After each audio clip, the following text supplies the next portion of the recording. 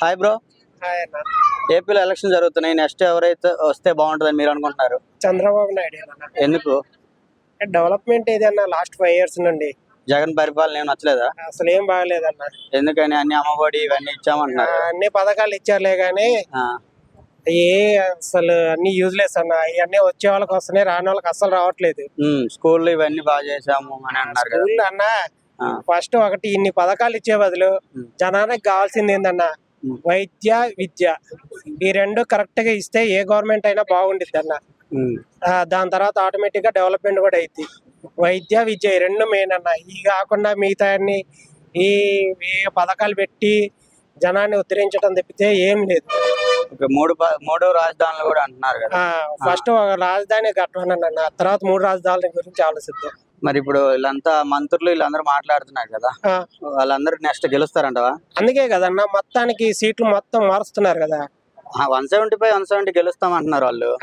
వాళ్ళకి భయం లేదు, మేము సింగిల్ గానే వస్తున్నాము, వాళ్ళందరూ పొత్తు పెట్టుకొని వస్తున్నారని ఒక నినాదం అంటున్నారు. మరి దానిపైన అన్న 175కి 175 గెలవడానికి ఫస్ట్ ఇక్కడ ఏంటన్న, జనాన్ని మొత్తాన్ని మార్చారు. వాళ్ళకి ఎలాగో తెలిసిపోయింది, ఎలాగో పాత ఎమ్మెల్యేలు ఎవరు గెలవరని చెప్పేసి మొత్తం సీటు మొత్తం వేరే వాళ్ళకి ఇచ్చేస్తున్నారు. ఐటీ ఎక్కడైంది మేడం? ఐటీకి ఎక్కడైనా కానీ ఇప్పుడు ఆంధ్ర కానీ రాయలసీమ పిల్లగాళ్ళు కానీ వస్తే ఇక్కడికి వస్తున్నారు. ఇక్కడికి వచ్చి అమీర్పేట హైదరాబాద్ లో కోచింగ్ తీసుకుంటున్నారు.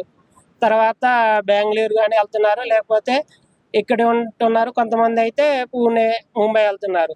అదే మాకు అక్కడ డెవలప్మెంట్ అయితే మేము అక్కడే ఉండేవాళ్ళం కదా. సచివాలయం ద్వారా ఇటన్నిటి ద్వారా చాలా జాబ్లు ఇచ్చామంటున్నారు కదా. ఎక్కడ ఇచ్చారన్న? వాలంటీర్లు వీళ్ళంతా. అన్న ఇప్పుడు బీటెక్ చదివినోడు 5,000 వాలంటీర్ అవసరం అన్నది ఇది కరెక్టా? 5 years లో 2 years కరోనానే ఉంటాయి కదా, 3 years లో ఎవరు చేస్తారు మేడం? 3 years లో అంటే ఇప్పుడు కొన్ని డెవలప్మెంట్ స్టేట్స్ ఉన్నాయి మేడం. అంతకుముందు బీహార్ ఏంటండి, బీహార్ లాస్ట్ లో ఉండేది. ఇప్పుడు వీళ్ళు మొన్న గవర్నమెంట్ మారిన తర్వాత ఎలాగుంది, బాగలేదా? కొంచెం ఎడ్యుకేటెడ్ ఉండి చేసే వాళ్ళు ఉంటే బాగానే ఉండిద్దండి. ఇప్పుడున్న కొంతమంది మంత్రులు ఏంటంటే ఎంతసేపటికి వాళ్ళు వేరే వాళ్ళ మీద రూడ్గా బిహేవ్ చేయటం తప్పితే కొంచెం జనాల గురించి కూడా పట్టించుకొని కొంచెం మంచిగా ఉంటే బాగానే ఉండిద్దండి. ఓకే, కూటమి వస్తే ఎలాంటి అభివృద్ధి జరగచ్చు అంటావు? కూటమి చంద్రబాబు వస్తే బాగానే ఉండిద్ది అన్న. ఎందుకంటే ఫస్ట్ కావాల్సింది ఏంటన్నా, ఎంతో కొంత వైద్య ఆరోగ్యం ఉండి డెవలప్మెంట్ అవుతుంటే ఆటోమేటిక్ గా జనాలు కూడా ఈ ఉచిత పథకాలకి తగ్గించేసి చదువుకుంటే ఇలా బాగుండేది కాబట్టి ఇలాగ వెళ్దాం అనుకుంటే ఆలోచిస్తారన్న.